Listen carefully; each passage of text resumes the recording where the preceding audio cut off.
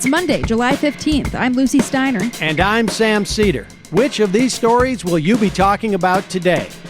Donald Trump returns to Twitter and birtherism, telling Congresswomen of color like Ayanna Pressley and Alexandria Ocasio-Cortez to, quote, go back to their own countries. Pressley and Cortez were born in the sovereign nations of Chicago and the Bronx.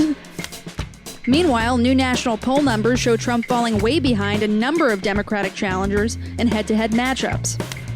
And lastly, several top Democratic candidates say they won't reverse Trump's Jerusalem embassy decision if they become president.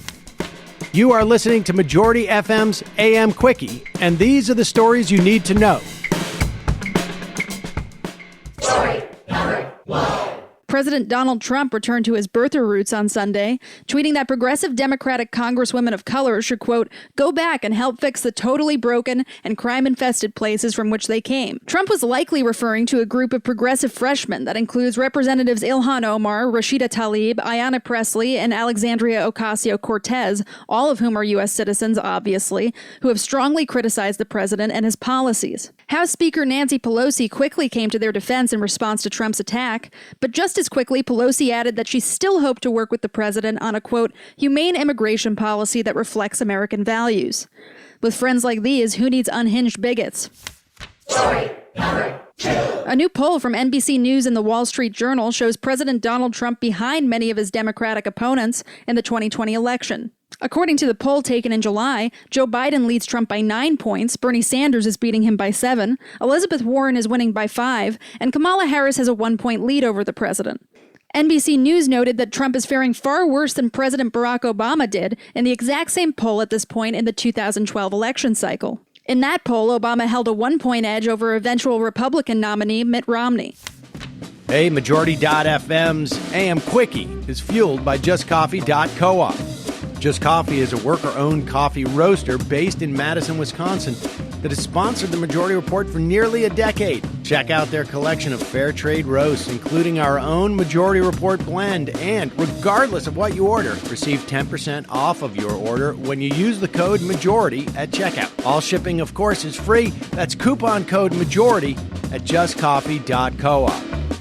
Story number 3. AXIOS is reporting that they have asked all of the top-tier Democratic candidates if they would move the U.S. Embassy in Israel back to Tel Aviv, and not one of them said that they would. Most of the presidential contenders slammed Trump for moving the embassy in 2017, stating that it would wipe out any chance for a peace deal between Palestinians and Israel. Biden, Booker, Klobuchar, and Gillibrand, Beto, and Mayor Pete all told Axios that they would not reverse Trump's decision, while Kamala Harris, Bernie Sanders, Elizabeth Warren, and Julianne Castro declined to comment. And now for what we're following today. Some quicker quickies that never gets easier to say. Quicker quickie. Large-scale federal immigration raids in the U.S. again failed to materialize Sunday after being touted in advance by President Trump, raising questions about the government's plans. Joe Biden unveiled a proposal Monday to expand the Affordable Care Act with an optional public health insurance program.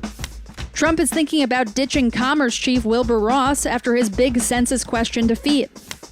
And Secretary of State Mike Pompeo said Sunday night that he granted a visa to Iran's foreign minister to visit New York, primarily to meet U.S. obligations to the United Nations, but that his movements will be sharply curtailed. Quicker quickie.